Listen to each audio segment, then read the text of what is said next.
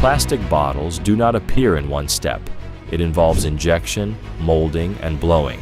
During the injection phase, plastic pellets enter the heated barrel. They melt into liquid plastic.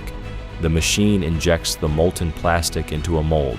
A thick hollow preform is created. The neck and threads are formed first. The next phase is transfer and blowing.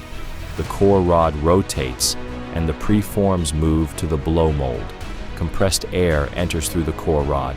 The hot plastic expands. It takes the final bottle shape.